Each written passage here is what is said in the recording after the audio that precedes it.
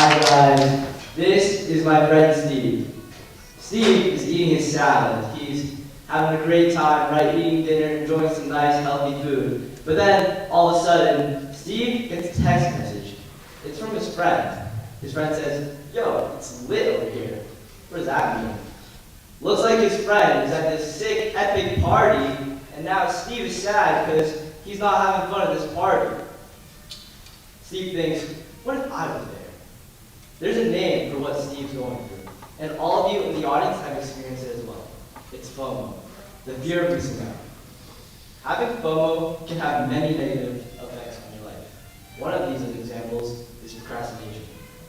So, let's look at this example here. It's Friday at the end of school. Steve's teacher assigns him 3 homework assignments and 1 test. Now, later that night, obviously, Steve's trying to relax, unwind a little bit. He's playing a couple video games, having fun with his friends. And Saturday morning, he decides to sleep in, because who doesn't want to sleep in on a Saturday morning? Now, he awakens to another one of his friend's texts. He looks on his phone, and this is what his friend says. "Was it worth sleeping in?" Skull emoji. "You missed all this, bro. And look at this. That looks so fun. A party with Drake and the only king, LeBron James."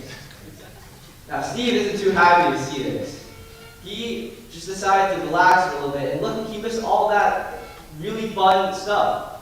So he decides to spend the rest of his weekend going to parties and trying to live his best life, because he doesn't want to miss another fun event like this. He spends Saturday afternoon, Saturday night, Sunday morning, Sunday night, partying all weekend long.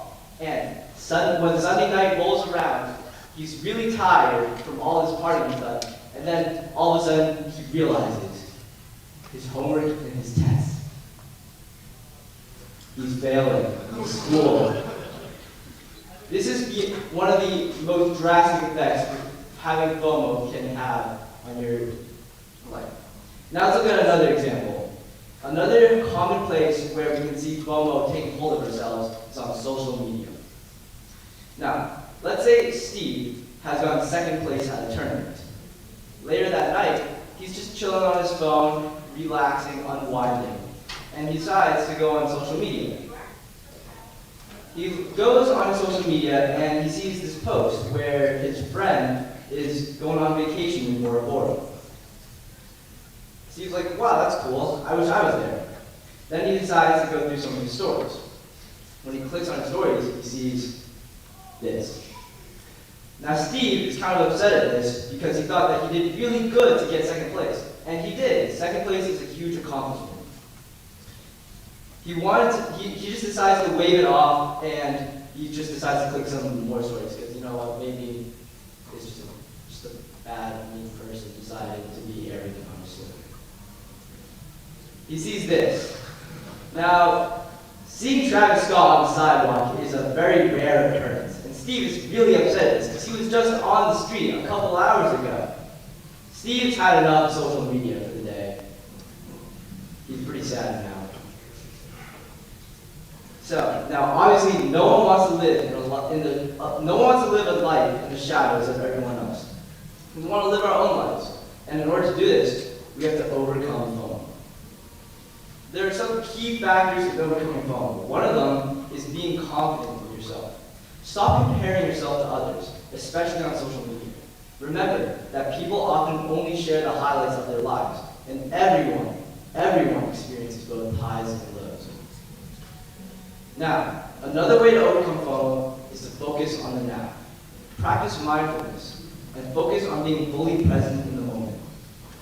Engage in activities that bring you joy and fulfillment without constantly worrying about what others are doing.